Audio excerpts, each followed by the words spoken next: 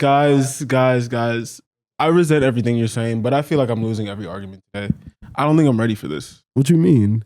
I haven't won an argument in the last 5 minutes. He needs a dub. Hey, I'm not here to argue today. That's not true. I don't think I've ever had a conversation with you where you're not trying to argue. I don't want to argue. I think my tone is what fucks shit up for me.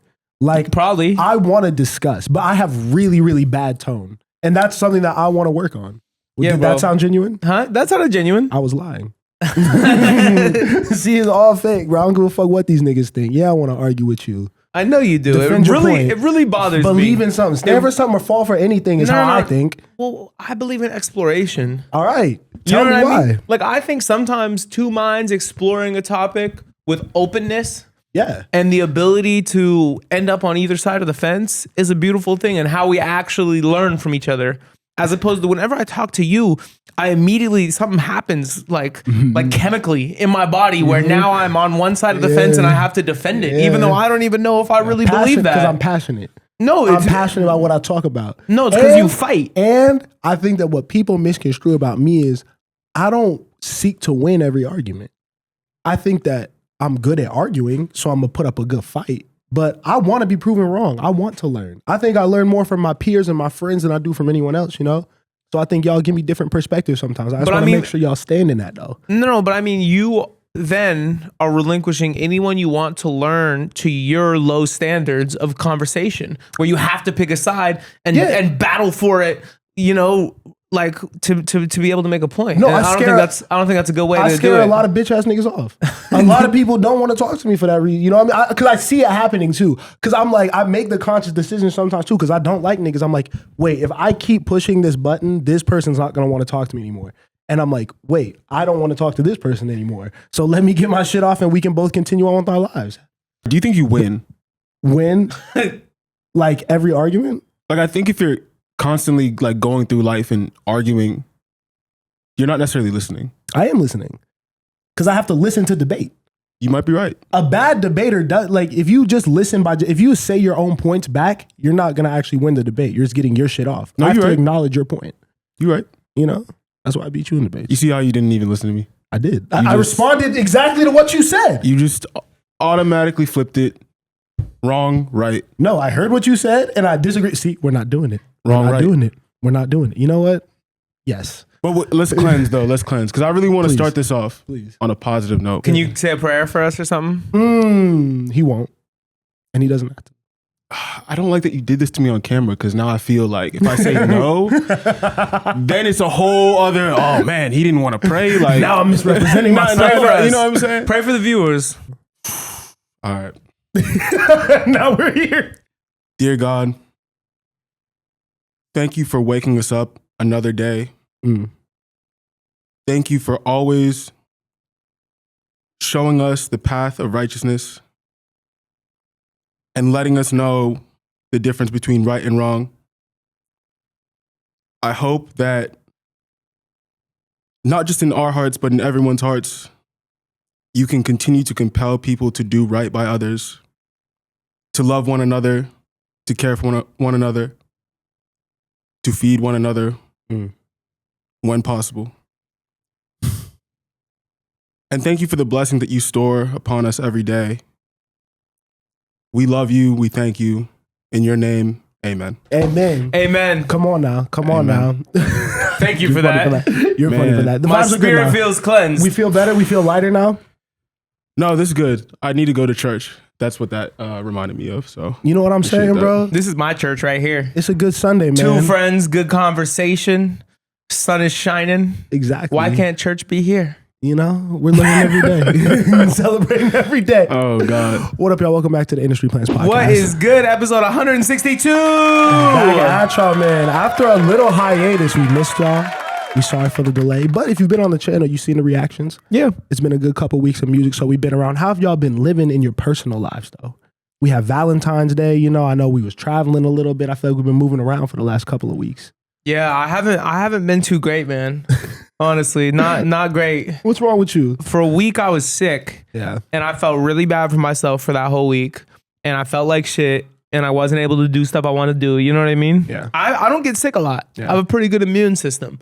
And so this one really took me out, and I had to just lay down chill out for a little bit. And then my girlfriend left, and I live with my girlfriend. So when she leaves, it's a sense of loneliness. Yeah. You know what I mean? Right after Valentine's Day, right after the most beautiful explosion of love, then she's just on a plane and I'm alone in my apartment. I'm finally feeling healthy, but there's nobody to share the feeling with. It is interesting when like your girl is out doing something or like traveling and it's like, damn, like you're busy. Like I can't just like hit you up whenever, you know what I mean? Cause like you get it. Like I can text my girl whenever, just like whatever. If I have a random thought, like, you know what I mean? I'm gonna just be like, oh, like, what do you think about it? And like, she's probably gonna respond. But when she be out and about doing shit, it's like, oh, I really just got to keep this shit to myself. I'm gonna be bothering her. It's the worst when she's busy. Yeah. I'm like, you need to just be here waiting for me. You know what I mean? I might need things. Yo, Spencer, I love when Spencer's toxic side kind of peeks out a little bit. He said, just wait for me at the crib. You should be on the couch waiting for me to come say what's up. You're foul. You know what I mean? You're foul. I'm just kidding. These are not I'm just kidding. But I missed her a lot. Yeah, you know what I mean? Shout out our queens. How you been? It's been tough, bro. This nigga. I know you was telling me about your Valentine's Day. It's been really tough, man. It's been really tough. Life has challenged me lately, but we keep pushing. I don't want to get into it too much, but but keep us a little bit. What did Valentine's Day look like for you? Paint the picture. Alone. Like, what were you doing? Were you in your room? I was in my room listening to Brent Faiyaz by myself. Thinking about her? Thinking about no one. Thinking about you? Thinking about myself. And that's okay. Is it a love life thing or is it just like, everything going on type stuff? Nah, it was just sad, bro. I was alone for the first time ever. I'm talking about no family, no friends, no Jeff. Jeff abandoned me. I know. Shout out our brother. I had whole plans. Jeff just, he had other stuff going on, but they just evaporated within thin air. Nah, yeah. I had Valentine's Day at a wedding, which was like, I wasn't all the way happy for it at first, but after experiencing it, I was like, I think that might be the best way to experience Valentine's Day. Yeah. Because we had the expensive dinner and everything, but it was free. Yeah. So that was nice. I had a good time. Love in the air, romantic shows. Yeah, no. The wedding is a great place to do it. I just fuck with friend weddings, bro. And shout out Sydney DeVoe. Both of them got married, obviously. That shit was amazing. It was good to see friends and family and all of that, but the friend weddings, bro, you could really be like outside, bro. Like that, I don't know. I've done 2 this past month and that was the most drunk I've been in a very long time. I can't lie. Yeah, it's like the best place to do it. I felt very safe. We was all suited and booted, so it felt sophisticated even when we was doing like wild shit. It was a good time, bro. But there was some people who also had a turbulent last couple weeks. Mm-hmm. I want to start off with a bit of toxicity before we get into the new music and everything, because we all know that there's been a great couple releases. But I want to touch on something that's kind of near and dear to my heart as a basketball fan, but also as a troll. Kevin Durant, one of the biggest basketball players of our generation, won championships, won MVPs, but is also a Twitter warrior. Of course. Well-documented burner accounts, well-documented Twitter troll, all this shit, right? And I don't know if you guys were watching All-Star Weekend. It was in LA. Obviously, everyone was outside doing all this shit. And if you were watching the game or the warm-ups beforehand, you just kept seeing Kevin Durant on his phone the whole time. And it's like, yo, what's going on? Like, how could there be something this pressing going on? Right? Yeah. Open up Twitter, see NBA Twitter. They say, I see this account, Get Off My Dickerson. The @ name is GetHigher77. Mm-hmm. Ladies and gentlemen, that is Kevin Durant's burner account, which he has been using for the last 4 years to communicate with different communities of NBA Twitter niggas about his teammates and the state of the NBA. And how did that get confirmed? So none of it is confirmed. This is all allegedly. Yeah. It's happened. This is true. There's a couple reasons why it's true. And yes, I feel comfortable irresponsibly reporting on this because, nigga, you have been the most infamous Twitter player ever. Right. You have gotten on your public platform, podcast, post-game interviews, and talked about how you enjoy this. So we already know that you've done this and your previous burners have been exposed. There's language in this and the way that he's talking about this and then the timing of things where it's like, oh, my nigga, you really like just lost the game, went to the crib and was tweeting about Devin Booker when you was with the Suns, Alfred Sengun on the fucking Rockets now. And I just want to read some of these to you because these are absolutely hilarious takes. So my favorite one was him calling Russell Westbrook the triple-double cocaine bear. Because if you've ever seen Russell Westbrook play basketball, I wouldn't even be insulted. It's pretty accurate. That's a very accurate That nigga way. tries mad hard, bro. Just the Steph Curry hate off the jump. He said, y'all really put Stephen Curry in GOAT talks because he shoots from the parking lot. Cool skill. Still not running a franchise for 2 decades like LeBron James. Yeah, that one was crazy That was to me. your man's. He won you a ring. 2 rings. Yeah. And that's how we shooting at him, but we knew it was beef. We knew it was beef. He goes, Coach called that play to pass to Alfred Sengun. I'm gonna turn the ball over with this shitty ass team. I don't give a fuck. Your franchise players can't shoot or defend. That's a way bigger issue than my turnovers. Remember, these guys are your future. Talking about the young players on the Houston Rockets. Which is crazy because I feel like they haven't even been playing that bad. It's not as great as everyone thought it was going to be. Like last year, I feel like they ended up second in the West, right? They like far outperforms expectations. Where are they at right now? I think they're still like top 5 in the conference. Yeah, they're good. They're successful, but I think that Kevin Durant, he doesn't have a girl, and I don't know if he got like a lot of homies, but it seems like he got a lot of NBA player beef. It feels like this nigga just needed someone to talk to. Yeah. Because why wasn't this in the group chat with your mans? That's what I'm saying. I think this is, while not justified, I understand this behavior. He is just trying to communicate his feelings, and he's got no one to talk to about it. He's got no one he could trust. Obviously, you got the homies, but you know what I'm saying? Sometimes you just want to talk to a girl, therapist, something, bro. Don't go to therapist. I enjoy this outlet for him. I don't enjoy that he's talking trash about his teammates, but I think this is really funny. Personally. So now, you play with this nigga. Mm-hmm. All of this comes out. He shows up at practice the next day. What do? I'm pulling up the tweets on a projector. But you also have to, but also keep in mind, this is one of the top 10 debatably greatest players of all time and the best player on your team. If you want to have any success this season, this nigga got to be on. Oh, and I'm like Joe Schmo, or I'm like a rookie. Any of it. Yeah, I was gonna say, I think you just kind of need to take the criticism. Like this is like a GOAT NBA player ever. He's one of 3 people in the league actively that could actually get this off and doesn't get hit the next day. Now, you know what I mean? Like you just kind of got to take it on the chin and keep going. I was with you until I read what he said about Jabari Smith. He says, I can't trust Jabari to make a fucking shot or get a stop. Just don't give him a tech, TBH. He low-key R-word. Yo, that's wild. Send that tweet in the text. If I get that, if that gets wind, like I hear that, I'm crashing out. You have to get smacked. Or you gotta talk to me about that face to face because I'm 6'10" too, nigga. Like you know what I mean? Now this is just like, what are we doing? You can't be like, yo, bro, they saying this you. Like, this how you feel? You can't say that. I'm not asking this nigga how you feel. I read how you feel. I see how you feel. Fuck nigga. What are we talking about? You can't be confrontational like, yo, this you? Question mark.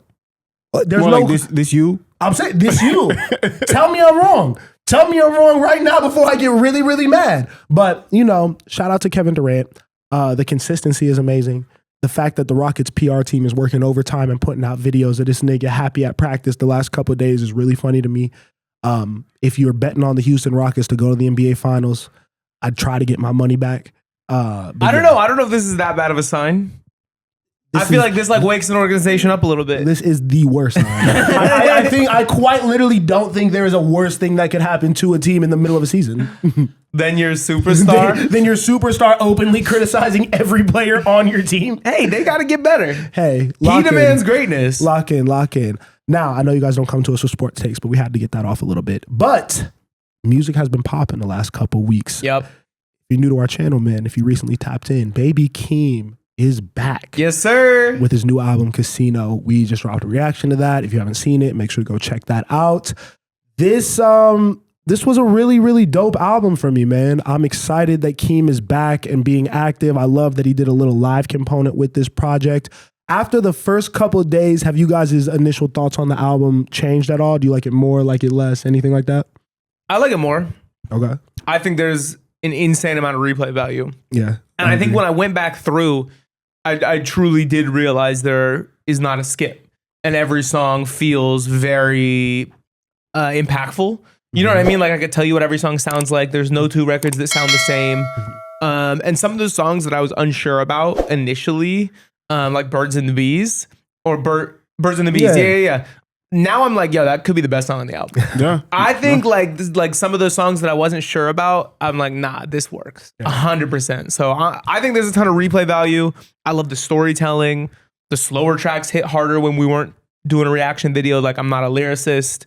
I really am loving the project. Yeah, I would say my take is the same take that I had in the reaction, which is good. I feel like when you're on a 5-year hiatus, you got to come back with some shit. And I feel like Baby Keem did it. And he did it with a project that wasn't long as hell, boring. You know what I mean? Like, every single song, it felt like it had purpose and built a bigger picture of like what he was trying to tell you, the story he was trying to tell you. And I really think it has a lot of replay value. Good Flirts, obviously. I'm Not a Lyricist, Casino, Birds and the Bees, which I said was my favorite song. I think it's still my favorite song just because it's a fun one. Like, I don't know. I think that he has dropped a project that has stacked up in terms of what we've gotten already this year. And I know it's early, but we have gotten some shit this year. Yeah. And I feel like he is fighting for that top spot. Birds and the Bees is more than fun. When I went back, that is one of the best beats I've heard in a long time. And his second verse, he takes off on the second verse. Yeah, yeah. I mean, the production for me, first and foremost, was probably the best rap production, most interesting, but like not experimental for the fuck of it that I've heard in a long time. I was really, really happy with it. I loved Keem going over that type of stuff and like just pushing himself vocally. I do think that the strongest component of the album is its length, because I think that like you both have kind of touched on, the replayability is what I think you need after a 5-year hiatus. You want to give the people something that they can just go back to over and over and over again because you haven't been in like rotation in a while, you know? So you want very sticky songs, which I think Keem is good at. Well, can I jump in here real quick too? I think for me too, you know, I can't claim to completely understand everything he does, but this project really shows me how essential Dave Free is to the whole PG Lang, like overall like label or whatever conglomerate they're building, because I do think that conceptually it landed as well. I don't know anything about Vegas. To be honest, I've never even been. I only know just like the gambling and the nightlife and all that from movies and stuff.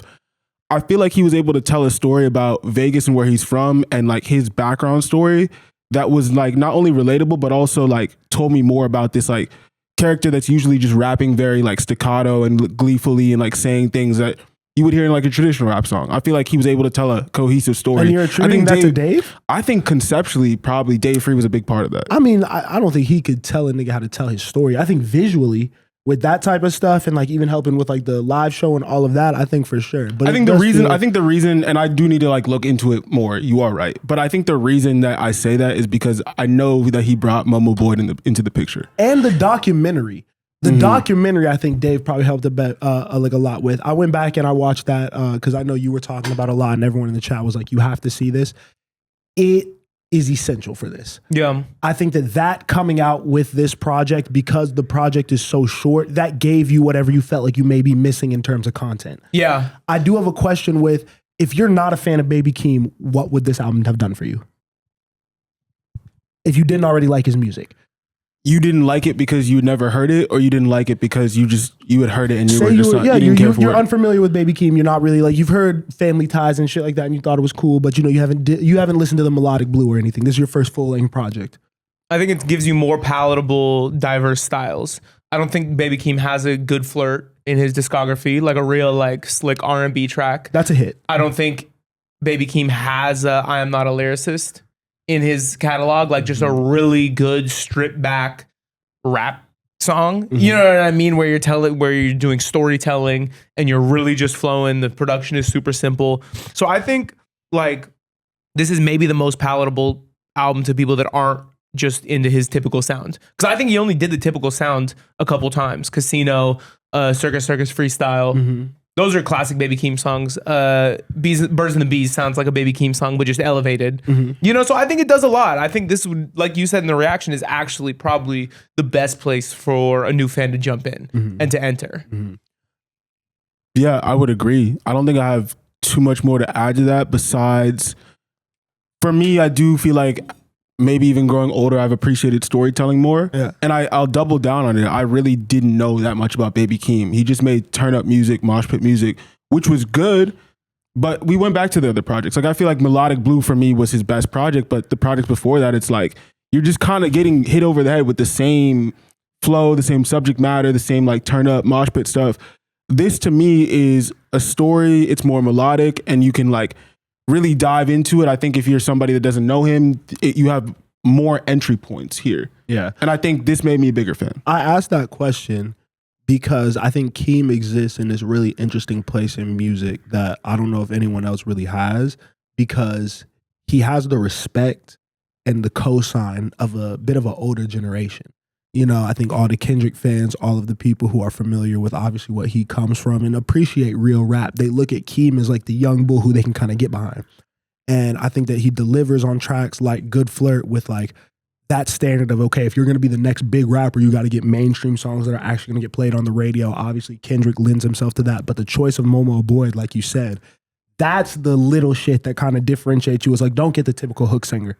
Get someone a little bit left, introduce someone. That was really dope for me to see. And that kind of was like, okay, you can get on the radio. You needed one of those. And shout out Sailor for her facts, contributions there because as well. it sounds like her pen. It does. You know what I mean? Once I saw that, I was like, you can hear it every single time you listen to the song. I was interested to see though how he satisfies the younger generation with this project. I want to see how maybe a fan of the underground, would they listen to this and maybe gain a new fan? You know, like would they become Baby Keem guys? I don't know if it all the way did that. Do you think it kind of accomplished that goal? Like, is it going to get that younger generation excited? I mean, I think there's crossover. I do too. You know what I mean? Like, I do think there's a chance. He's not like, I think that generation would probably like the new Don Toliver album more than the new Baby Keem album. But I also think Baby Keem satisfies the largest segment of the market. And it's the segment that has been underserved for the last like 10 years in hip hop, 100%, which you're right. is like really high quality rap music that can also go on like Rap Caviar. The only other you know what I mean? Like person this, what's up? The only other person that's doing it is like what? Tyler? High quality rap music that could be on Rap Caviar is Tyler, to me. Or am I tripping? Yeah, but Tyler's kind of left the center too. On the last two projects? Yeah, like, I'm saying, but like he doesn't have the typical like rap fan. Because think about the songs that could go on, that could top Rap Caviar. Sticky. And exactly. Yeah. It's like the only one, and I don't think we even think that's a good representation of Tyler. That's fair. You know what I mean? Yeah. Like Baby Keem's like the best song on this album should be number one on Rap Caviar. And I think that's something that like critics can stand behind, consumers can stand behind, because he's not too serious, right? Like I think his melodies are great, and I think he's fun enough and unserious enough to actually be popular with the younger generation. I don't think he does it all the way. Like I don't think he's gonna be lumped in with like Cardi and Opium and the underground, you know? That's okay. But I do think there's a chance for those people to come over and enjoy this album. Yeah, I mean, because not to get like too far off the subject, I'm just like, I'm looking at the whole landscape of everything, because I think that we've put Keem on this pedestal that he's deserved. Because if you go back, it's not like this came out of nowhere. The nigga has, at this point, 4 full-length projects. Yeah, I mean, this is like his third album. But like, you know, like he's put out a significant amount of music. Yeah. So it's not like this is some overnight, this was just handed to him or anything like that. But then I'm watching like the On the Radar freestyle that I sent you guys, and like that's supposed to be the quote unquote new generation of like the more lyrical side of things. And then you're saying he doesn't fit into this Opium category, and I don't think he fits in with them either. So it's like, where does this 24-year-old superstar fit into the whole grand scheme of what's next for the genre of rap, when it seems like we need someone to kind of re-energize it from a youthful standpoint? Because we've had a lot of old heads be at the forefront now. Is he the one that's going to poke his head out and be different and be the leader of the new school if he has no one else who could really even be his contemporary? And you know what's interesting about that question? That's a lot of pressure for somebody that hasn't released that many projects and has not had that much tape. But he has released that much. But when it comes to touring and when it comes to like, bro, he hasn't dropped in 5 years. You know what I'm saying? Like I understand the question because he has been put on a pedestal, but we can't forget that he's been put on a pedestal because his cousin or second cousin or whatever is Kendrick Lamar.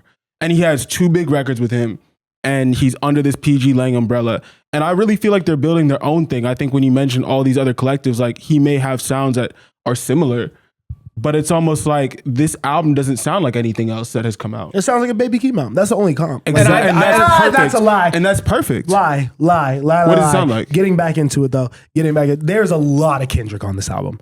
There's a lot of Kendrick Lamar on this album. His sound? Old and new.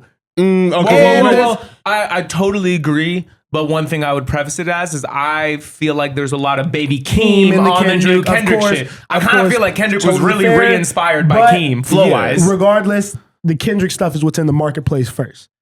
You know what I mean? Like, there's a lot of Kendrick Lamar new age flows that I feel like he's kind of taking ownership for. And let me not even do that. Because I don't even want to focus on the new school stuff, because you're right. We don't know what Keem influenced Kendrick to do, It doesn't matter. I'm listening to I'm Not a Lyricist, like Section 80. He also has that moment where he sounds like Andre 3000 on this. There's so many influences of Baby Keem, and even just like him pulling from the Bay Area sound because he spent time up there. You know, that was super dope to me. But I love how he never sounds derivative. Like it's never to his detriment when he sounds like these influences or is clearly using these influences. And I do think that is part of what makes me believe in the star power. Because I think to be a star, you have to kind of study greats and take from them in the right ways and understand how you can add that piece to your game. And I really, really think that was a strong point of this album specifically. Yeah. This was honestly an exhibition in rapping, because I don't think I've heard this many flows on a rap album in a long, long time. Like this many different flows. Yeah, I think this is like really just Circus freestyle.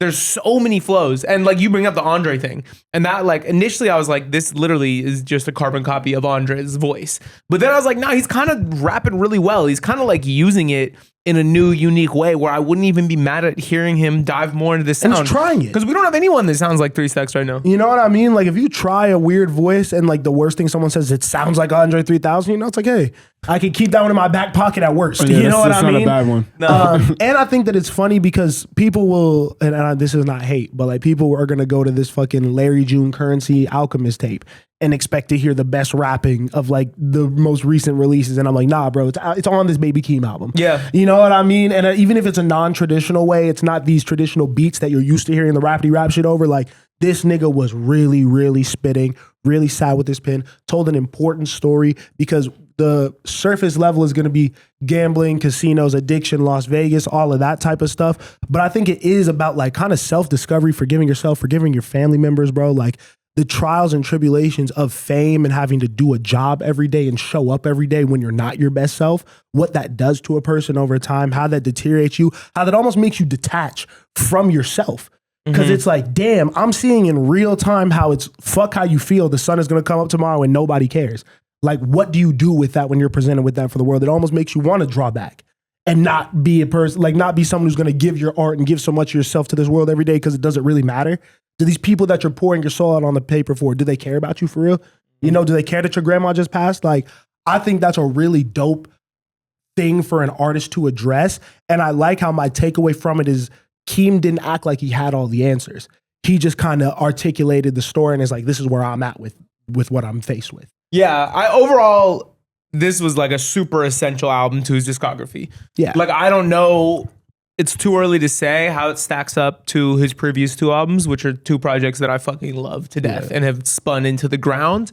But I will say this is probably the most important album he's put out in terms of contextualizing his entire career and setting himself up to become the superstar that he is destined to become. Yeah. He just can't wait another 5 years. At all. Like, he does need to capitalize on this moment, because I think what you were saying about him not really fitting into any of the sub niches in rap is actually something that really plays to his benefit, because I think that's actually a knock when you talk about Cardi and we talk about maybe his inability to break out of his niche, or Youngboy and his inability to cross over. You know what I mean? Like, I think sometimes people get stuck in their niches. I disagree. I think it is the strongest thing working for these people, because you know what a Cardi fan looks like. You know what you're supposed to dress like. You know the lingo. It allows you to like normalize their music into everyday culture and life. No, you're talking about 2 different things. Because the music is what puts you in these genre boxes. What you're talking about is creative direction and branding. But that doesn't, you know. But I'm saying, and Baby Keem has that. Day free. But fuck with me, like Cardi has Opium and 10 different little niggas that dress, look, and sound like him. There is a world around Cardi. So even if it's not just Cardi you're listening to, you know how to fit into that niche. You know what I'm saying? And Cardi's the leader of that. He's at the head of that. Youngboy has the thing where it's like, if you're doing YN shit or moving around crazy or doing something like that, you want to put on some Youngboy. Like, I feel like there's not always a situation or a vibe for Baby Keem, even though I love his music, you know, like I feel and like, that's why I think it's gonna help him get to the next level because it's not just circumstantial music. It's not just for this subsect. It could actually break out and be bigger because you could say the same thing about Kendrick Lamar or about Drake or J. Cole. Like these people don't make music for one situation. Now, once they got big.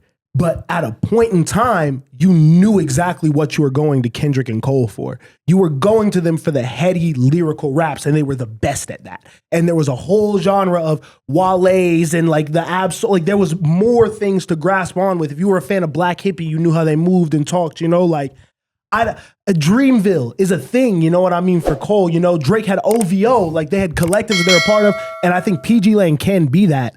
It just hasn't been built out yet in terms of other artists and other things going on with it in a minute, to me. Yeah, I don't know. I see a big benefit in him being completely different. I think it's actually something that's going to help him transcend in an era where we haven't seen anyone break out and take the chance at being the next rap superstar, you know? Yeah, I want him to. You know what this conversation has made me feel? Shout out Baby Keem, but it's early. Don Toliver is next. He's the one. I mean, I He's think had the best product this year. Ooh. the Keem Don project Toliver is has had the better. best. I disagree with that. Don Toliver has had the best rap album this year. No, I think the Keem 1,000%. album's better, bro. I think the Keem album is so. better. I don't think the Don album is as memorable. Fuck, that's so difficult, though, Sarah. I don't think so. I love the Don Toliver. I might go back to it a lot. Really, I think it's a bit really, long. really I think good. I'd cut like 3 songs from Don. And I think that's fine. I I'd think cut Baby 3 Keem, and I songs. think so. That's where you can make an argument is that Baby Keem doesn't have a miss, and Don Toliver might have a few misses. I think that but 11 I think he delivered so much good music that it outweighs that for me. Listen, I love Don, but I'm going to say the same thing that I said last time. It's like he kind of dropped the album and just went away again. Yeah, he be doing that. That was my whole argument. I don't really understand. That's what I was yelling about. If he wants to be next superstar, it needs to be more of a spectacle. It is weird though because he's kind of able to do that and still succeed. Because success He's been is doing that relative. his whole career. Because I think success is relative. If you want to just get a bunch of streams and be able to tour and do all this stuff, fine. Yeah, he's going to be able to do this. But he's not going to be the next big rap superstar. He's not going to be the next one if he keeps doing this. And that's totally fine. He maybe doesn't want that. This nigga got a wife and kids. There is another level that you have to unlock to hit like mainstream success. And in a world where rap isn't necessarily viewed in the mainstream as much anymore, like it would be difficult without doing these big things. Someone who's also kind of suffering from that, maybe Brent Faiyaz. He just dropped his new project, which debatably, the project name is Icon. After a couple of weeks, this is one of my favorite Brent Faiyaz projects ever. I absolutely love this album. I love this pivot from him just in terms of subject matter, the vibe that he's going for, being more in love as opposed to the toxicity thing. Raphael Sadiq, shout his names from the hilltops. This nigga has been a legend for too long. His influence on this was undeniable. I absolutely love this project. He also gave us the full version of his own song because Stay Here for Life was obviously the Rocky song. He gave us Nights in Tokyo or whatever, which is just his version of that. Which I know, that was kind of crazy to me. I mean, it's like, yo, I know I gave him this feature, but if you don't want to hear this bum on the track, come listen to the version. How did he get away with that? No, I don't know. It was a Brent leak. Oh, it was his song. Yeah. The leak got viral. I think Rocky heard the leak and is like, yo, I fuck with this. And Brent was probably like, yeah, I'll give it to you. Like, you know what I mean? Like, yeah, you can have this fucking. Still a crazy move. It's kind of shady to release it after the fact. I think he probably told him. He said it's my song. I'm gonna probably put the song out. But Rocky was like, I fuck with it too. I don't know. I don't like that. I'm sure they talked about it. You know what I mean? I'm It sure it's been doesn't. discussed. It seems like they seem like two people that are on the same vibe. I don't know. I don't want to assume there's beef. But how did you guys feel about the Icon album? I liked it. I liked it a lot. Like I said, Valentine's Day, I was in listening to that. Man, I was at the Four Seasons listening to Four Seasons. That bitch was crazy. That's fire. No, I mean, I think that I'm gonna keep listening to it. I think with Brent, right, it is a little bit of a different direction. But I really enjoy the music and I enjoy that he took his time and it seems like he scrapped a project that wasn't up to par to this one and really tried to put together like a great body of work. Yes. I think like, you know what I'm saying? I think one of the biggest things that, not we, but like as a culture, as a people, whatever that we do is like, we obviously do the one reaction review. So we're part of it technically, but I think people will listen to something once and just be like, I don't like this or I don't get it, and then just like never engage with it again. I feel like this album it's R&B to the fullest, bro. You have to listen. You have to listen in different situations. You really have. There's so many things you could pull out of it. I feel like the only song I don't like is White Noise, because when I put it on shuffle, it's just literally just like a blank song. I can't stand it. You play the album in shuffle? Yeah. Just go. Butterflies is definitely my favorite though. Yeah, so Butterflies and Four Seasons are a step above everything. Yeah. Those two songs, I love the album, but those two songs head and shoulders above everything else. Those two are incredible. I haven't heard your opinions on this at all yet. Have you listened? Yeah. And I really like it. Awesome. I really like it. Awesome. I haven't listened enough yet. I'm probably 2, 3, or 4 listens in. Yeah. And I haven't really like found all my, I think the songs you guys mentioned are great. Yeah. Yeah, I mean, this is one that I just need to wait until I'm in a particular mood, and then I'm probably going to play this into the ground. You know what I mean? Like, I think it sounds great. I'm just not always in the Brent Faiyaz mood, but I do think it was a really great offering. And that is what I think is different about this project, because it feels, the only way I could describe it is lighter, you know, because it's not so much like, you don't feel dirty listening to this or bad listening to this, you know what I mean? The things that he's talking about are very uplifting. And then from a production standpoint, it's so versatile. So it's like, even if I don't want to be in my lovey-dovey slow R&B mood, I have to, where I could just kind of bop to it and dance a little bit. That's just like kind of a feel-good track. If I want the more like thematic, big intro, that type of stuff, like Butterflies is amazing. You know, like, I just think that you can really listen to this, like you said, throughout your day. Yeah. You know what actually will help? Because I've seen some criticism of it online, which has been interesting. I don't think people have listened to it. And I think you said this already, and we just spoke about this with Don Tolliver. Brent Faiyaz needs to do the things. Yeah. He needs to be outside. He needs to do interviews. He needs to be doing like, I don't know, like not get ready with me, but you know what I'm saying? Like, I feel like Brent does need to be more visible, because he's somebody that is very prone to just being like very lean back with it, which is part of the whole demeanor, all this. But this feels like somebody that's trying to like push a different sound, different narrative, all that. And with the title, I feel like you got to be outside. There was one moment during Wasteland, or maybe the previous project, but I think it was Wasteland, where he literally dropped his location a few times and like was standing on balconies in New York, and people were like he was playing his music and people were like yelling and screaming. Like it needs to feel a little bit more like that, bro, because it caters also to it caters to a more mature audience. Like, I think you want to do the type of interviews that are going to get the 30 and ups and the 40 and ups and those types of people to interact with your content and make fans out of them, because this shit, like, it relates to them. You get to talking about Raphael Sadiq in front of them, they're going to actually understand that and know what it means. And this is music I'd play in front of my mom. I would never play any Brent Faiyaz shit in front of my mom. Really. It might be R&B money time, bro. It might be that type of time.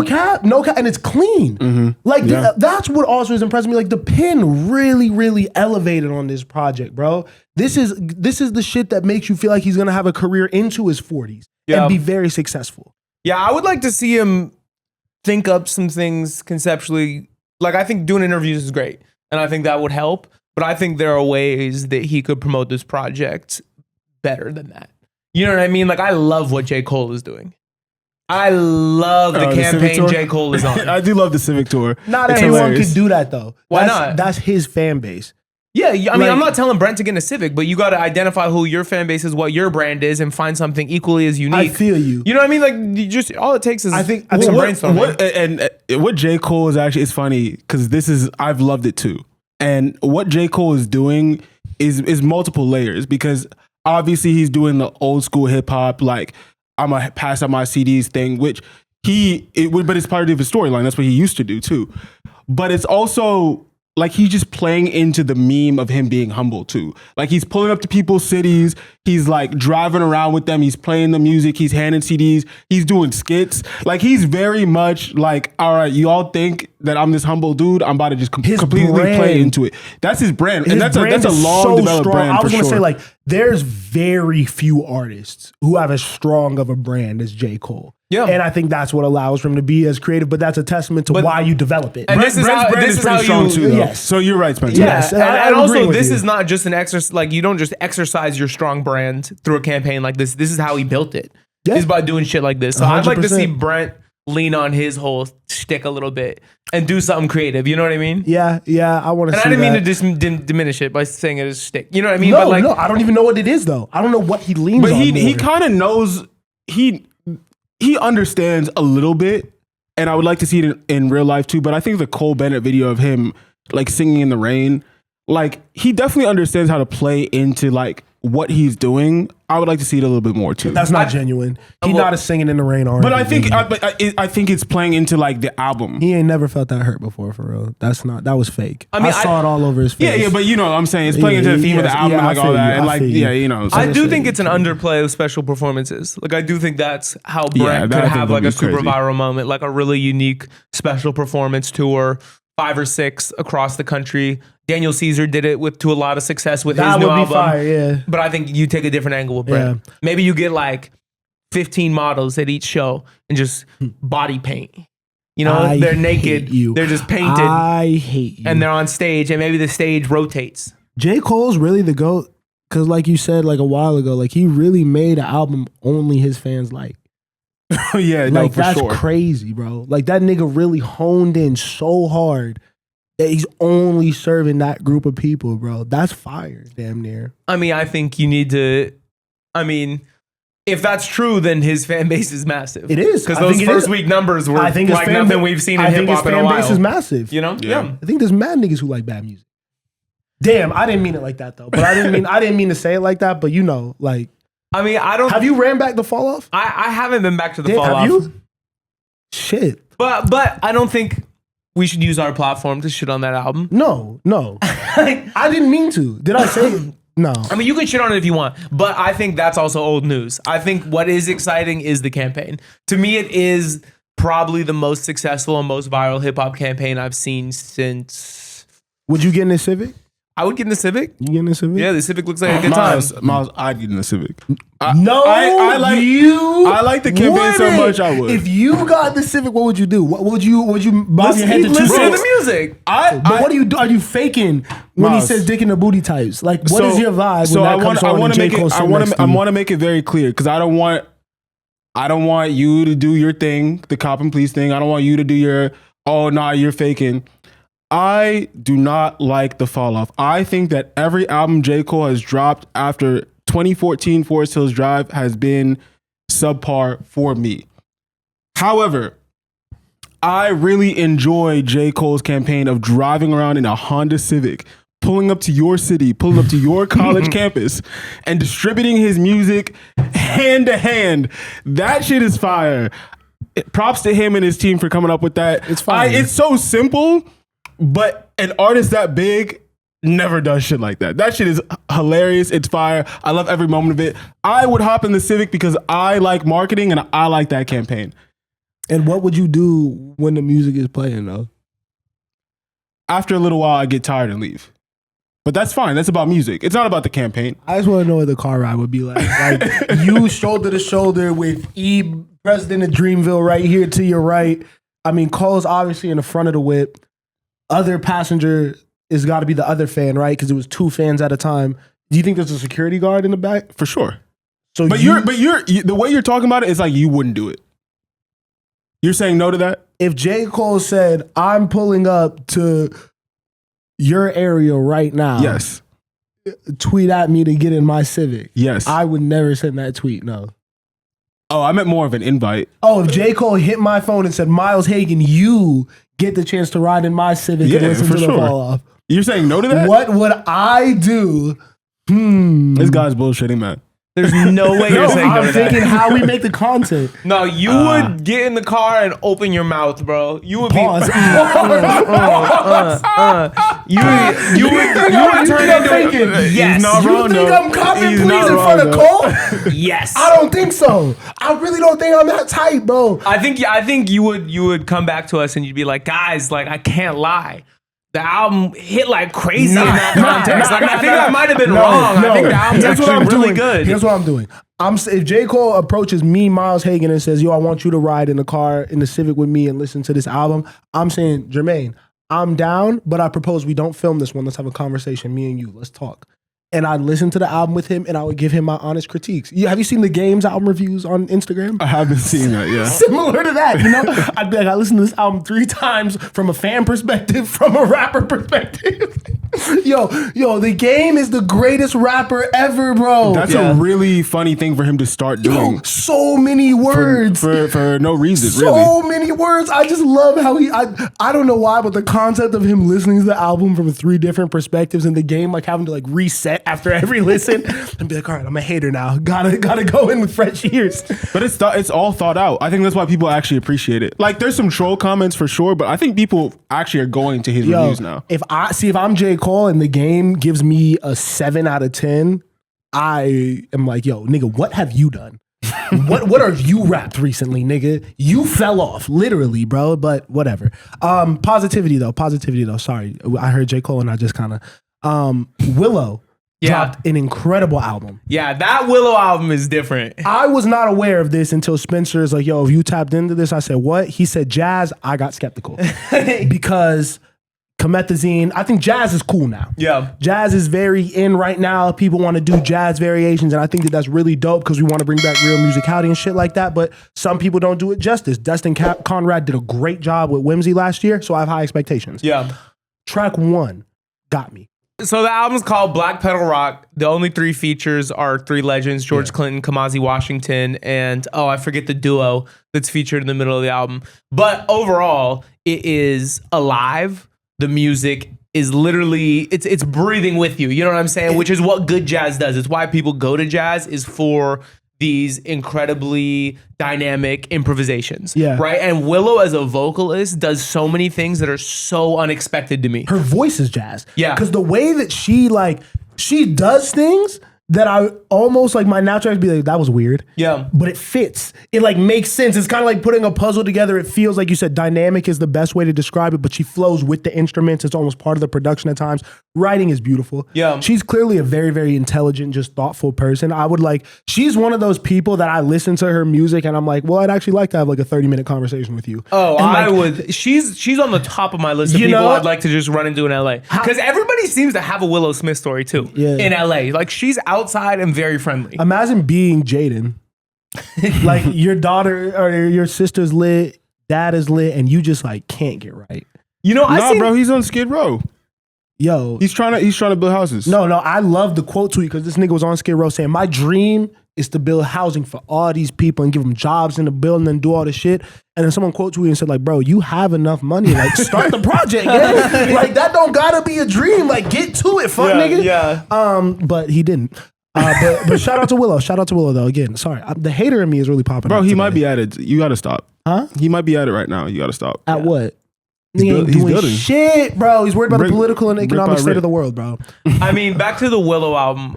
I loved, a couple days before release, her doing a show at the Blue Note. I was really, really upset that I didn't get to go see it. It's a new Blue Note in LA, which opened a couple months ago.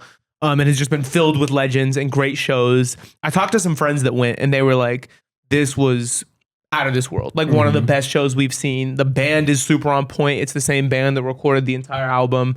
She is an incredible, I think she just also has a presence. Yeah. You know what I mean? Like, I don't know. I love listening to her interviews. I love, like, the only time I've seen her was at Flogna. And it was a really, really impactful set. I think my first year of Flogna. I mean, I think being a Nepo baby is really difficult. And I think that she's the example of exactly what you want, where it's like you're presented with this life where you are good. You have everything taken care of, so you don't have to worry about the typical stresses like money and things like that. So like, be creative. As you see the world, how do you want to exist in this? You know what I mean? And just go wild. And I think she's done that in a very impactful way. Like, I think she respects music because she hops into so many different genres and lanes, but it never sounds like she's like just doing it to do it. It sounds like she actually sat down and thought about it, studied game, like got better at, improved with it. And like to think this was like whip my hair back and forth when we was kids to this, I would have never thought ever. I mean, Wait a Minute is like one of the best hits I think of our crazy. generation. It's fucking so crazy, good. It's bro. so good. I didn't even know it was her at first. Yeah. I heard that song like several times before I put together that was her. That's one of my favorite hits of our lifetime. I love that song. She's dope. I mean, and yeah, of course, like she respects music. Like having George Clinton. Her dad doesn't respect music. She's the only one in her family that respects music. You're What? You heard that shit? Will Smith fucking sucks at rapping, bro.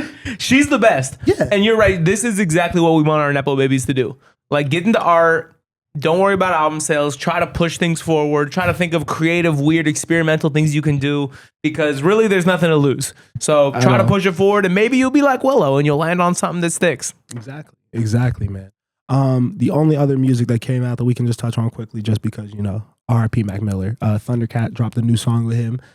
We listened to it on stream. It was fucking great. I've been playing it ever since we heard it. Yeah. Super easy to listen to. That Thundercat album's going to be great. I have very, very high hopes for it. The Yachty song is also good, but shout out them always. Okay. I will let you guys start off on this next one because, again, pushing positivity this year. LaRussel has been in our face all the time. Shout out to you, black man, for getting money, signing with Rock Nation. You know what that means. I don't know. But he recently did an interview that has got some people in a bit of an uproar. And I'm going to shoot him some bail at first. The clip that everyone is seeing, it's him talking about Lil Wayne and basically saying how Lil Wayne does not, wasn't talking about nothing. As he grew up and started to listen back to his music, he just realized this nigga wasn't talking about nothing, and like he grew a disdain for him. If you watch the full clip, this nigga is not hating on Lil Wayne. He says, I grew up, I went back to listening to the Lil Wayne that I came up on when Wayne was 14, 15-year-old rapping. And I was like, oh, he wasn't talking about anything, and he was clearly a product of fucking gang violence and all this shit. So LaRussel wasn't being a dick, but the clip got taken out of context. It did bring up an interesting thing for me, though, because Lil Wayne is, to me, the best rapper of all time. And I can also acknowledge that he's not talking about shit on a lot of songs. Not to say he doesn't have songs where he's going in depth about his trauma, things he's been through, his mentality, all that. But like, that's not why I think the majority of people are going to Wayne. Do you think it's necessary for every artist to have like the most substance in their music? No, I don't think music has ever been about that. Right? I think that there is a balance, right? So like you do have to be trying to communicate something. It doesn't have to be this deep point, but like I think Travis Scott says, like, I want you guys to rage. I want you guys to have high energy. So his production and word choice and vocal inflection, I think shows that, you know, and how he screams on a track or comes with that type of energy. But I don't think that is a less than form of music just because he's not Kendrick Lamar lyrically or talking about those concepts, you know? Well, I mean, I would say if you want to achieve greatness, you need to be talking about something. You know what I mean? Because I do think Travis was talking about something on Rodeo. I do think Future was talking about a lot on DS2. You know what I mean? Like, I don't think you always need to do it. Yeah. You know what I mean? Like, you should be able to make fun music. Like, I don't want to hear Gunna concept songs every time. Most of the time, I would like to actually just hear him do what he's really great at. You know what I mean? But I do think if you want to, like, ascend into the upper echelon of, like, music history, I think to make a classic album, there does need to be some sort of story being told. I can't think of a lot of classic albums where I don't have takeaways. So I do think in the course, if you're trying to make a master body of work, you should be saying something, some sort of story. What about a album that doesn't include lyrics? I think there are still stories. Okay. I was literally thinking of Love Supreme by John Coltrane. I was literally thinking of that. Literally thinking of that. Okay. That's a love album. That's fair. You know what I mean? I don't think you need to, it doesn't need to be communicated verbally. Same with DJs then? I mean, but when you say DJs, you're really talking about producers. Yes. Right, because you're not talking about somebody DJing. Like I'm just saying, like the electronic ones, you know, like the ones that are just making like not just, but you know what I mean? They're making like EDM music. Like, could one of those albums still ascend to that category, even though it's not really like it's more of a vibe? Instrumental albums can ascend to that level because I do think they find a way to tell story through sound. So I don't think you actually physically the lyrics need to be anything in depth because I think a lot of people have found out ways to tell story through sound. But I do think there needs to be something you're trying to communicate, whether it's an emotion or a story, and I think you need to be able to do it really well. So yeah, I did kind of backpedal a little bit. It doesn't need to be a story. It doesn't need to be a story at all. I think, again, intentionality, all of that. Just put thought and like effort behind your music. Try to be saying something with it. I don't even know if I'm interested in this specific conversation about intentionality and music and all that. My mind, when you guys are having that conversation, is drifting toward, there's like a common theme we've been talking about on this podcast, whether it's KD, The Game, or LaRussel. the internet has created, like, it's almost like the internet has created a medium where the people that are in the thing are now also critics of the thing. KD going on burner accounts and criticizing his teammates and getting exposed for that is a hot topic. The Game all of a sudden is doing album reviews, and that's a hot topic. LaRussel criticizing Lil Wayne and giving out his opinion is a hot topic, and now he's being criticized. I personally, obviously, I love Wayne, and I don't listen to LaRussel like that. Or at all. I don't listen to LaRussel, to be honest. I'm fucking tired of seeing LaRussel. It's easy to get caught up in the LaRussel. Because he's somebody that is very outspoken about his opinion, whether it's the music industry, business, all that. And he's easy to criticize. But why is it that now all these figures who used to be pretty much untouchable, we don't really talk about celebrities like this as being critics? Why are they all critics now? Because we all have a voice. Mm-hmm. So it's more important for them to have a voice now. If I'm Kevin Durant and I see nigga like me tweeting about basketball players and shit like that, who the fuck are you? Let me tell y'all really what the problem is, since y'all are so interested in it.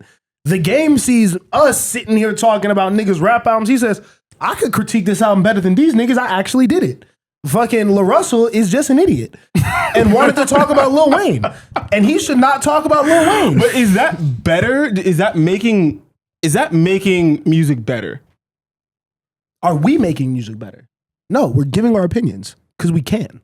And you can monetize it. I don't feel like these conversations, besides what the Game is doing, maybe, is pushing anything forward. I think KD is the last thing, the absolute last thing Kevin Durant is trying to do is push anything forward. I think Kevin Durant needs some friends or a girlfriend. I think the Game could also benefit from a long-term relationship and someone else to talk to.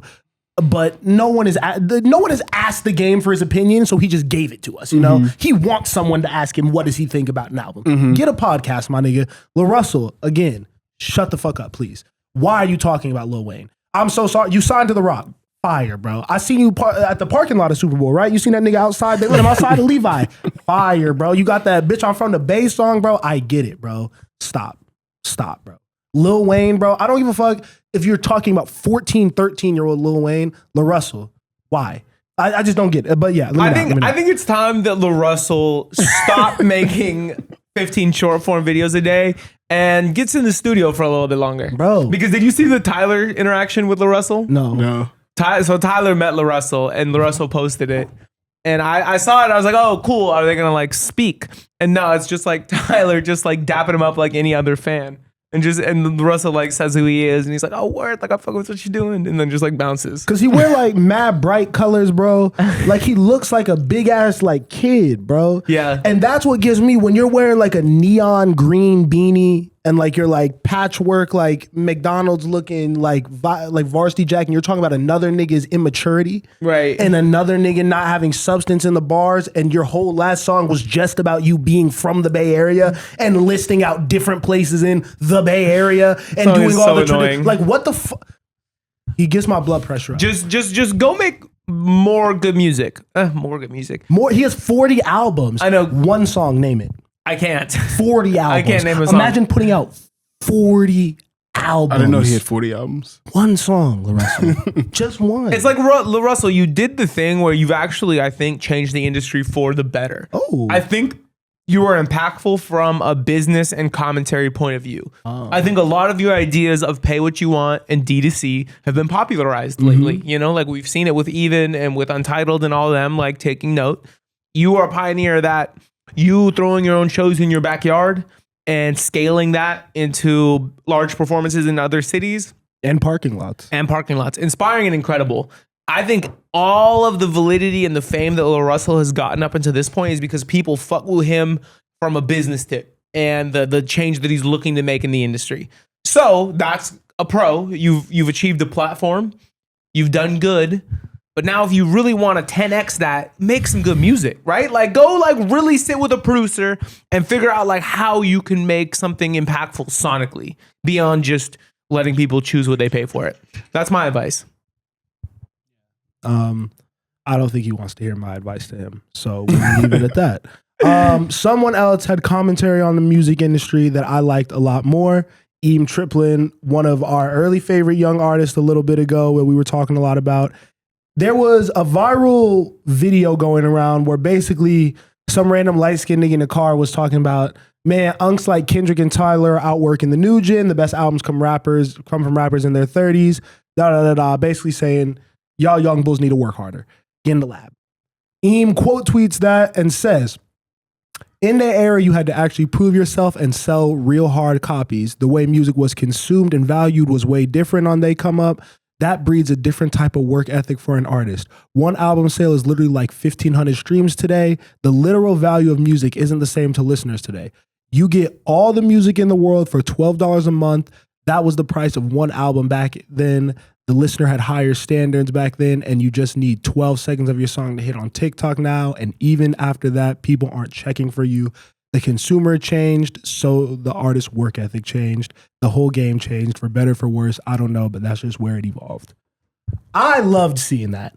I don't have an answer to that. I don't have a solution for it right now necessarily, but I think that that was one of the more articulate ways that I've heard someone talk about the state of music right now. Yeah. I mean, I don't have a lot to add. I think he broke it down really well. I think it's a problem that we have sat up here and talked about and tried to identify and address, but I don't think anyone has the answers right now. Yeah, I feel like people are just talking about this specific issue in circles at this point. Right. I think the solution is really step outside the game, bro. Step outside the game and do it the hard way. Yeah. I think the hard way, it's funny because J. Cole's doing the meme thing now. But it's like, I think the hard way of doing things is always the right way of doing things. It's like, do you have the resources, the bandwidth, and just the inner strength to stick with it? You have to connect with your fans, bro. You have to connect with your fans. I feel like the work ethic thing he's talking about is you're just trying to play the game. Like, the internet has become like a video game that you're just trying to constantly hack. But if you step outside of that for a second and actually think about how people gained fan base in the past, made music in the past, like sold to their fans in the past, like the answers are all laid out for us. Yeah. Yeah. I totally agree, because I think that we all talk about leveraging the internet to break an artist. I don't think that is the best way. I think it's just the easiest and the cheapest. Yeah.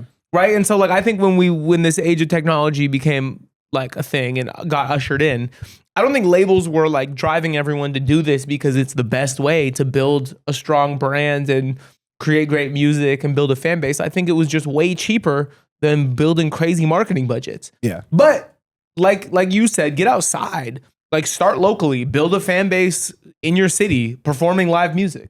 Look at like hate to keep bringing them up, but like look at what Geese did. Oh, I thought you were gonna say LaRussel. I'm not gonna Nah. This is definitely LaRussell's playbook right here. Fuck, we got him. I think if you look to other genres, you can find a lot of case studies of people doing it really effectively. And I think there are some in hip hop as well, but I just don't think there's as many right now. I think it's interesting because it feels like everything is coming to a head right now. Yeah. It feels like everyone is talking about this in the fan communities and artist communities and in the backboard rooms of these businesses and companies, you know? So now, I mean, we'll kind of blend this into like the Universal and Even conversation and how now they just did a partnership deal. And then you saw Cole dropping the Blizzard, the birthday Blizzard or whatever the fuck that was, through Even. And we obviously are talking about LaRussel, who just signed the Rock Nation deal and has clearly gained a lot of fans and money and like just acclaim from doing his shit kind of locally in a different way. So what does the next 5 to 10 years in the music industry look like now that it seems like everybody has the knowledge that there's a better way to do this? Are we going to move into a space where it's the norm for artists early in their careers to really focus on this D2C stuff and maybe not focus so much on like the first week numbers and traditional things that have like been the barometer for artists' success? Now we're going to start looking at what is the conversation about around your live shows and things like that. How many people are you bringing out? You know, what is that? That's how we start to care about artists rather than a playlist. Because I think playlists have already died. You know, so like being number one on like the next up playlist doesn't even matter anymore. Do you think that type of stuff is gonna be more impactful, or?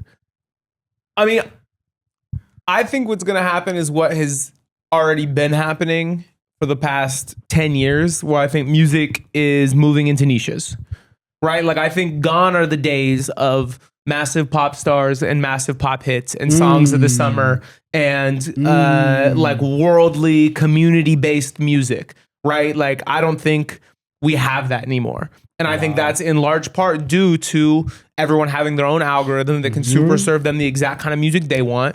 Everyone having streaming subscriptions where you can listen to exactly what you want. And online, you can engage in just your communities. Your TikTok feed is so personal, right? Like, we don't listen to radio anymore, which is where I think a lot of people kind of had like a collective shared barometer for hits, because they were always doing that. It's not like there's 10 songs the DJs are playing everywhere you go out. Parties are more niche, where they're spinning specific genres and specific sub-niches within the genre. And I think that's fine. I don't think it's necessarily a bad thing. You know what I mean? But I do think there's less community-based music and it's more specific to each person. I don't know how I feel about that, though, because I feel like music has always been a uniting force. Yeah. You know, like, everybody loved Michael Jackson. Everyone loved Drake at a point. You know what I mean? It was like, that could bring the people who were beefing or people who couldn't see eye to eye, like, we could relate on that, you know? And I do like the sense of individuality and people having more control over what's over their airwaves and what they're listening to. But it shouldn't be, I don't want it to be a divisive thing. I mean, yeah, it's a trade-off, because what you lose in the lack of community, because I think this is something I started realizing when we have our annual Song of the Summer conversation, and just the lack thereof in the past couple of years. You know what I mean? I'm like, oh, it's because we don't really need one anymore, right? Like, there's not like smash hits. But I think what you benefit in terms of that is, like, you have music that's for you. You know what I mean? Like, I think my playlist is so specifically perfect for me. And that's something that's a trade-off. I feel I feel like I'm able to express myself very clearly through my music and through what I'm listening to. And I think that's something that, like, the superheads might have been able to do before, but you'd have to buy so much music to do that. But when you aren't familiar with rock music, you know, for me, and then I get put on to a really famous rock band or a group that is known as really big, like, now I'm understanding more of your story. Yeah. More of someone else's story that I haven't lived, you know, that allows us to connect now in that way, you know? Like, there's people who don't know no black people, ain't never been around no black people, but they hear Drake, they hear Kendrick, and that gives them perspective on what we're going through, our experiences, you know? And if we just are delving deeper into this, like, I like what I like and what my community likes, that's going to get into, I listen to the same genres that my parents kind of listen to, it feels like, and what they raised me on a little bit, you know? And like, my bad. Go ahead. Finish. I don't know. I just feel like it's just going to lead people into it's less understanding, and that's already where we're going towards in the world. Was that not the way the world was before the internet, though? I think things were undeniable at a point, you know? Like, I think it was so hard to get a deal and so hard to get your music out there that I think there were, even when shit was peak racism, you know, there were some black artists that were able to break through, and like, that's why they were performing at like racist clubs and things like that, you know? And I think that was important for their story and getting their names out there, you know what I mean? I'm more so talking from like a culture perspective, because before the internet, like, I'd have no idea what somebody in like China was listening to. Yeah. You know what I'm saying? Like, I'd have no idea what somebody in Australia was listening to.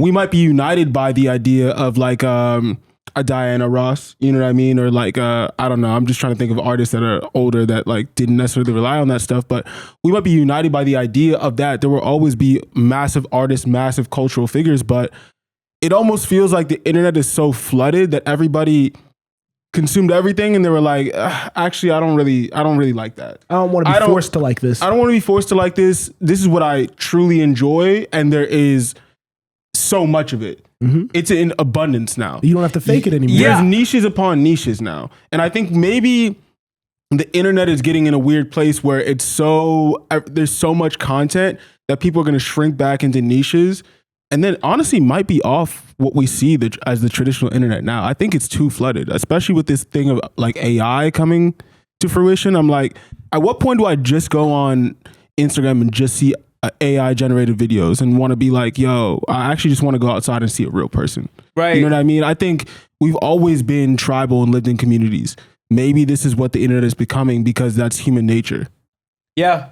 Yeah, no, I like that take. Yeah. And because I also don't think it's all bad because I have totally relinquished any desire to be like, well, that's not true. There's still some desire, but I listen to music a lot less for connectivity, right? Like I feel like I used to always listen to what was popular and what everyone around me was listening to so I could speak to them about it. And that was powerful. Like that's how I think our friendship really grew and blossomed and how we start something like this. But I do think these days, like this week, what I've listened to is like Japanese city pop from the 70s, industrial 9 Inch Nails rock from the 90s, samba music from the 60s. You know what I mean? Like it's very niche and not something I can connect with really anyone in my life over. But there are like, I did talk to the homie from Brazil. And I'm like, yo, you ever listen to this samba music? I was going to say. And it's new. And you know what I mean? Like I think that it's a good thing. I do think that it's a good thing because I don't feel like I'm in these boxes. And I don't know if it's like cultural trends that are happening or if it's just me growing up or a mix of both. You know what I'm saying? I think it's you growing up and also you having a curiosity for music. So you're not going to put yourself in like listening to the same music over and over again. Well, I think I think a lot of people could experience that when there's not a societal pressure to like what everyone likes or when you can't even pinpoint what everyone likes because everything is so niche. But like, bro, I got on a party bus for that wedding. Yeah. And they said, I want to hear Fetty Wap. Because niggas haven't listened to music since we were in high school. Right. And those people to hear anything and expand their palate need stuff kind of presented to them. I guess that's true. You know what I mean? Like there's so many people that if you don't present them with new music and ideas that they might like, they're just going to keep listening to the same shit over and over and over again. And it's like, that fucking sucks. And that's what we're here for. Yeah. You know, yeah, curators. Curators are more important now than ever. Yeah. And I do think that that is a really, really big thing.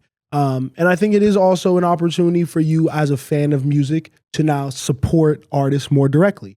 If you are someone like us and we really do love these artists and now there's these deals with an even or something to where we can directly pay for these albums and like make sure that these artists that we support so much can see the money, we should think about buying them that way and downloading them that way, especially if the platform makes it just as easy to just go on an app and listen to the music, you know? Yeah. And I think that is a dope thing that's coming from this.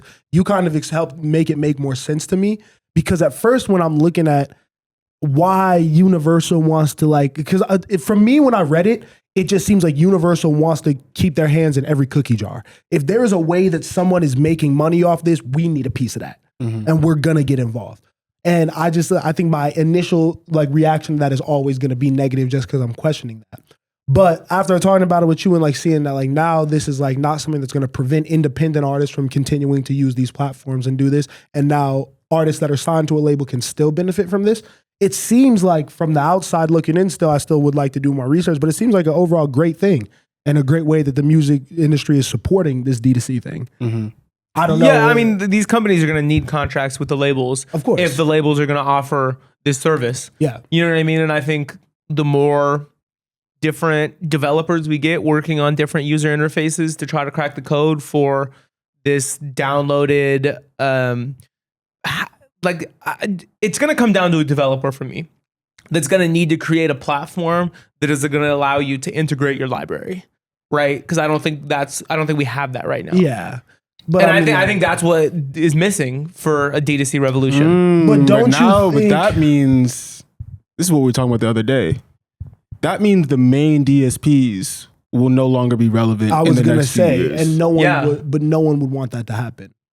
Who are we talking about? I think the business I think or the fans? artists would definitely want that. The to happen. artists would love it. want that to happen. Yeah. 1,000%. But There's only a few artists right now that are really benefiting from what streaming is right now. I agree. And that's probably, in hip hop, that's probably Drake, J. Cole, and Kendrick. I just feel like there's so many other people who are benefiting from these DSPs. To just eliminate them completely would be kind of crazy. It would be an equalizer. I'm not saying it's a bad thing. I think I'm not saying it's a bad thing. I think it should happen, but I'm just like, I just don't see how feasible that is. Here's what needs to happen. What needs to happen is we need to have one of these platforms work that's not a major streaming platform. It needs to work, and people need to start moving over there and buying exclusive albums. What really needs to happen is a major A-list artist needs to be exclusive D2C. on an Untitled, on one of these platforms. But why would they do that if they're one of the few people that are seeing the benefit from streaming services? They'd see more benefit from doing it like J. Cole. Yeah. You know what I mean? But somebody needs to go all in, because then once the D2C thing is undeniable, because there are artists behind it that fans need to hear the music of, then the DSPs will follow suit and build in their own D2C, or the DSPs will build in a D2C functionality like iTunes used to be, and there will then be free music and paid music. And artists will be able to choose whether their music is only available to people to buy it, or if it's going to be included in the DSP's free catalog. What would push an artist to make the decision to release something exclusively D2C? What would be, and I'm not asking, like, obviously you don't have the answer, but like, what in your mind, what do you think would push someone to make that decision? They'd have to just have like some LaRussel mentality, to be honest, because it's like this, right? Let's say a massive artist like Drake was like, you know what, I'm removing all my music from streaming platforms. Let's say it was even possible for him to do that, because obviously his shit is tied up. He's the only one who could do it, I think. Let's say he did that. The short-term loss would be enormous. There would be a huge drop-off in people consuming his music just because they can't find it, and they're not going to try and find it. There's probably a large population that's going to be like, damn, did Drake just disappear? They're not even going to know about this. But why would he have to remove his music from streamers? Why couldn't he just say his contract ends with a Universal or whatever, and now he's fully independent? If he's fully independent, he could still leave his music up and then go forward with his career D2C, no? Or am I tripping? I think this would require us to understand like what's in his contract specifically and what's in these artist contracts. But I doubt that you're able, even if you're independent, to take your previous catalog unless you buy it all back. No previous catalog. I'm saying just his forward, whatever he were to move forward with in his career. But it's about previous catalog too. It's not necessarily about just forward moving. I think if Drake dropped Iceman D2C exclusively, that would shake shit. I do too. I don't think everything else could be on streaming still. But I don't think he'd take a monetary loss. I think he's the only person, just because he's also beefing with Universal, he would be the one to do that. That shit would be hard. It'd be super hard. And I don't think, yes, I think there's a loss in overall ears, in reach, in monthly listeners, and all that. Yes, your numbers are going to plummet, but overall, like, you get paid so little per stream that I think you'll probably do just as good, if not better, if anyone A or B tier went D2C. All you need is like 0.5% of your audience to participate, and you'll make more money. And it's ego. That's what I'm at with it too. Those numbers are inflated. Yeah. That's not real. You know what I mean? That's not really people who are buying your shit and listening to it. Yeah. Anyone could passively stream your music and not give a fuck about it. You know what I mean? So it's like, yeah, you can count those numbers to feel better, or you could ditch those numbers, fuck with real numbers that are gonna look smaller, but your money's gonna be way bigger. Yeah. Like you have to, but I think that as an artist, you're dealing with some of the most egotistical people in the world. Image matters the most in their field. So it is hard for them to remove that, but you do have to look inward at a point. Yeah. Drake, make that decision. Drop Iceman exclusively on, not even, I guess, anymore, but I'll buy it. You'd buy Iceman? Oh, I'd buy Iceman in a heartbeat. Would you share the illegal link with me? Nope, you I'd know, make you buy it too. Like, you know, I might illegally, I'm a dickhead though. What if I illegally downloaded Iceman? Am I a bad person for that? Yeah, at this big age, I'd probably do it. You'd have to look yourself in the eyes as a music, not only fan. Nah, don't do it, because you illegally stream. Huh? You illegally stream? Illegally stream what? Sports. At this big ass age, yeah, you a but real fan of sports. Whose money? Whose pocket is my hand in? What you mean? Whose pocket is my hand in when I illegally use crack streams? Because it's not the athletes. ESPN's. Yeah, the TV, the contracts, the TV service providers. I'm down to take money from them. But then, like, the players are going to negotiate their CBA, and when the numbers are down, they're going to get paid less money. I guess I don't. Get off your soapbox. I guess I don't actually feel a civic duty to support athletes. Fucking soapbox, I think athletes bro. make just enough money. Bro, I think athletes make a lot more money than artists. All right. I think your average NBA 15th man on the roster is making so much more than a really, really talented artist. I'm not gonna lie, bro. Don't you think? The average 15th man on a roster, yes, is making more than. Who's a really shitty basketball player? Yo, Cam Spencer is making more than your favorite rapper. Cam Spencer is on my fantasy team though. I think I could name your favorite rapper is not making more than damn near any NBA player. I'm so sorry. Cam Spencer signed a 4-year, $10.5 million contract. You know what I mean? That's so crazy. Like, and that boy ain't on shit. Oh, bro. If I was an NBA nigga, I would talk to these other sports niggas, these football niggas, like they're fucking peons, bro. Yeah. Y'all niggas are out here getting fucking CTE and shit at 26. There was a nigga on the Cleveland Browns who will never touch a football field again because of a neck injury for a non-guaranteed contract. Fuck out of here, bro. Crazy. Yeah, sorry, bro. Hustling backwards, bro. Switch that career.